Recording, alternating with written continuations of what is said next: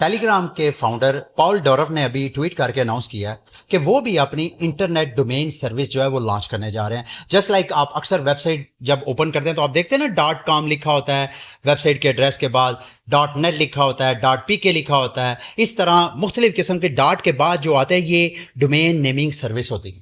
اب اس میں interesting update کیا ہے کہ اگر دیکھیں جو ٹیلی گرام نے اپلائی کیا ہے وہ کیا ہے .gram, یعنی ان کا جو بلاک چین کا اپنا ٹوکن ٹون ٹوکن جو کہ ری برانڈ ہو گیا گرام میں کنورٹ ہو گیا تھا, یہ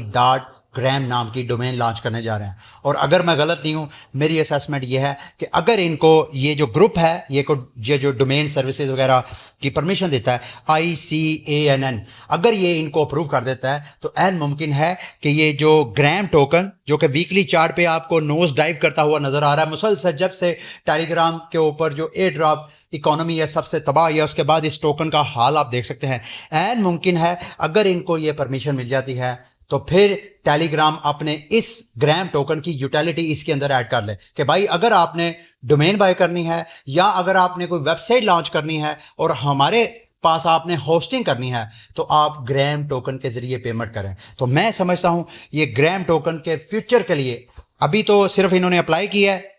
اگلے چند ہفتے کے اندر میرا خیال ہے اکتوبر کے اندر یہ فیصلہ ہوگا کہ کسی کو اعتراض تو نہیں ہے اس ڈومین کے اوپر. اگر اعتراض نہیں ہوتا تو اگلے جو پروسیس ہے اس کو چند ماہ لگ سکتے ہیں. اگر ایسا ہوتا ہے تو گرام ٹوکن کی یوٹیلٹی کے لیے میں تو سمجھتا ہوں یہ بہت بڑی ایک فنڈامنٹل بلش ڈیولپمنٹ ہوئی ہے. پھر بھی اگر آپ گرام ٹوکن کے حوالے سے کوئی اور اوپینین یا انالیسز آپ رکھتے ہیں جو میری کمیونٹی کے ساتھ شیئر کرنا چاہتے ہیں, ویڈیو کے نیچے کمنٹ کر کے شیئر کریں.